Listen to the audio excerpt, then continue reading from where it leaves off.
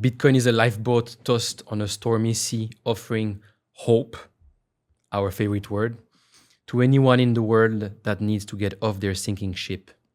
Those are your words. Can you explain? If you live in Africa, there's not a single currency that works, that holds its value, and the banks don't work very well. So if you're the Uber driver in Africa and someone wants to give you $50, if they give you $50 of BTC, it's going to appreciate probably 20, 30%, 30% a year against the US dollar. And when your local currency loses 10% a year against the US dollar, if you give that, when your currency is collapsing 20% a year, the half-life of your money is 3 years. So whatever I gave you is worthless in 10 years. So if you want to store economic energy, you have to get out of that collapsing system.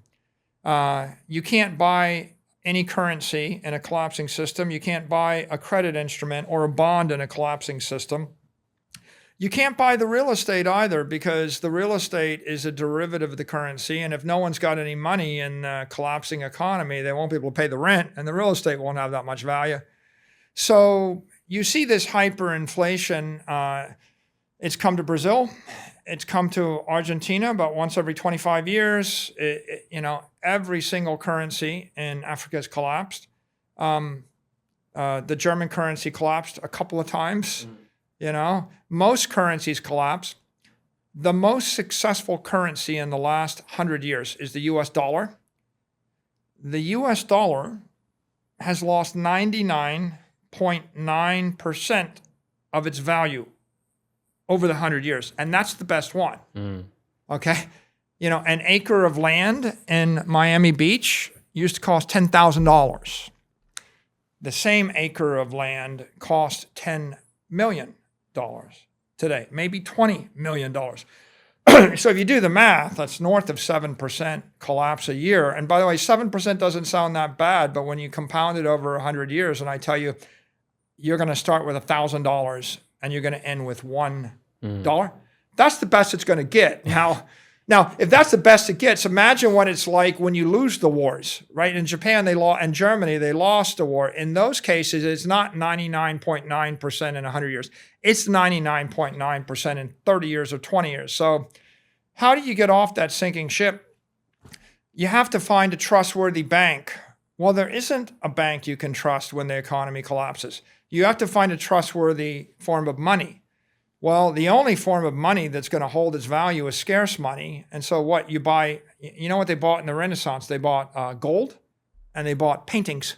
But then you better be able to get the paintings and the gold out of the country and try to walk through the airport with a lot of gold or a lot of paintings, and maybe you'll get allowed and maybe you won't. So the problem with physical assets as a store of value is that you hold them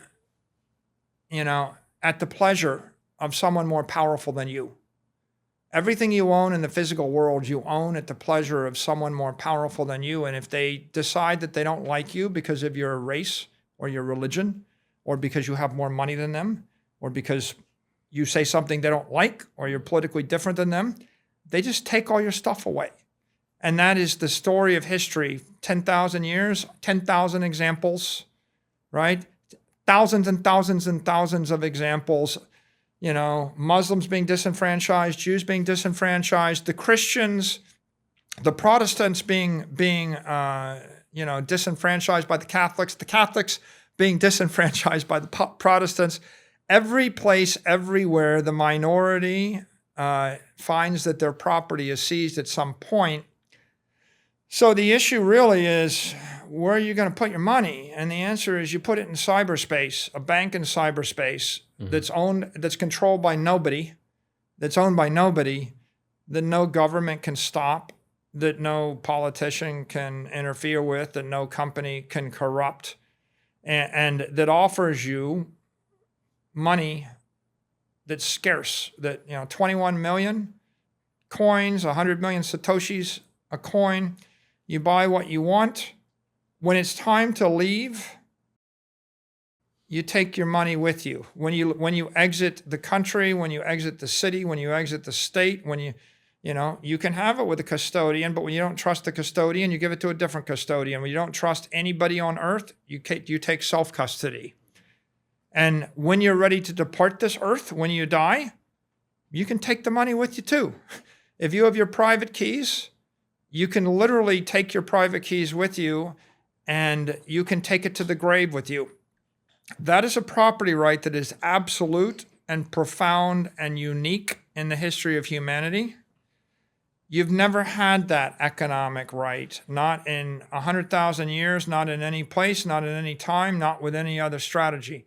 Every other economic right is a privilege you hold at the pleasure of the ruling class of wherever you live. And when they decide to remove that privilege, you will be impoverished.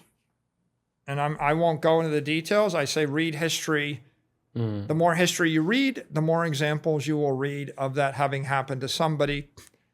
And so, I see Bitcoin as that lifeboat. It's available to anybody, anywhere, right? For the first time in history. And that's what makes it so inspirational. Do you know someone still stuck waiting on banks?